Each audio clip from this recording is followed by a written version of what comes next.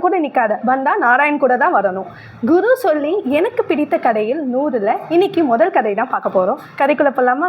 So ஏற்கனவே நான் சொன்ன மாதிரி சாலக்கிராமமும் நாராயணனும் ஒன்று தான் சொல்லக்கூடிய கதை தான் இது. சுதீட்சண முனிவரோட கதை தான் நம்ம பார்க்க போகிறோம். அகத்தியரோட சிஷ்யர் தான் சுதீட்சண முனிவர். ஸோ சுதீட்சண முனிவர் சிறு வயது பருவத்திலேருந்தே அகத்தியர் கூட தான் வாழ்ந்து வராரு.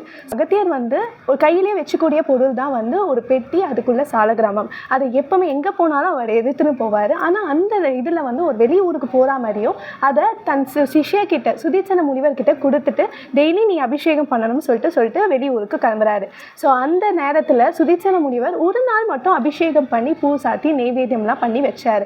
2வது நாள் அவரும் சிறு வயது பிள்ளை தானே. ஸோ நிறைய அவர் என்ன யோசிக்கிறாருன்னா, ஏரிக்கரைக்கு போனோன்னா நெய்வேத்தியமாக நம்மளுக்கு நாவற்பழமும் கிடைக்கும், அதுக்கப்புறமா அர்ச்சனை செய்யக்கூடிய பூக்களும் கிடைக்கும். ஸோ ஏரியில் தண்ணியும் இருக்கும், நம்ம ஈஸியாக அபிஷேகம் பண்ணலாம் சொல்லிட்டு அவர் நினச்சிட்டு அவரும் ஏரிக்கரைக்கு எடுத்துன்னு போயிடாரு. அந்த பெட்டியிலேருந்து சாலக்கிராமம் எடுத்துட்டு அதே மாதிரி அபிஷேகமும் பண்ணுறாரு. அவர் கூட இருந்த பசங்க எல்லாரும் அந்த மரத்தில் நாவற்பழம் எடுக்க நிறைய பேர் கல் வீசி அடிக்கிறாங்க. ஆனால் எல்லாருக்கும் மாட்டுது, இவருக்கு மட்டும் மாட்டலை. இவருக்கு கல்லும் கிடைக்கல. ஸோ உடனே என்ன பண்ணுறாரு, சாலக்கிராமம் எடுத்து கல்லாக பயன்படுத்தி அந்த மரத்து மேலே அடிக்கிறாரு. அடித்த உடனே நாவற்பழம் கீழே விழுந்தது, ஆனால் அந்த சாலக்கிராமம் கீழே விழற. உடனே இவர் பயந்து என்னதான் பண்ணுறது தெரியாமல் கொஞ்ச நேரம் யோசிச்சுட்டு அப்புறமா நாவற்பழமையே சந்தனமெல்லாம் பூசிட்டு அந்த பெட்டி உள்ள வச்சுட்டு வீட்டுக்கு வந்துடுறாரு.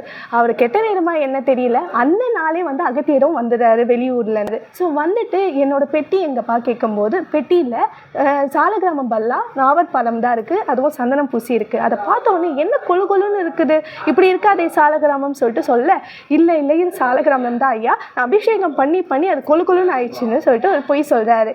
உடனே அகத்தியருக்கு கோபம் வந்தா என் சாலக்கிராமத்தோட தான் வரணும், இல்லைன்னா நீ வரவே வராத சொல்லிட்டு அனுப்பிச்சிடாரு.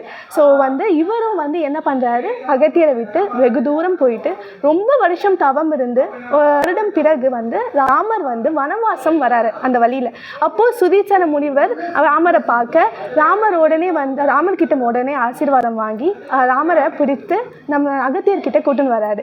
வந்துட்டு நான் உங்கள் சொல் கேட்ட மாதிரியே வந்தால் நாராயண் கூட தான் வரணும் சொன்னீங்க, அதே மாதிரி ராமரை கூட்டுன்னு வந்துட்டேன். ஸோ ராமரும் நாராயணனும் ஒன்று தான். சாலக்கிராமம் நாராயணனுக்கு சமம் சொல்லிட்டோம் இந்த கதை சொல்கிறது. ஸோ இந்த கதை உங்களுக்கும் பிடிக்குதுன்னு நினைக்கிறேன். ஸோ மேலும் கதை கேட்க என்னை சப்ஸ்கிரைபும் ஃபாலோவும் பண்ணிக்கோங்க.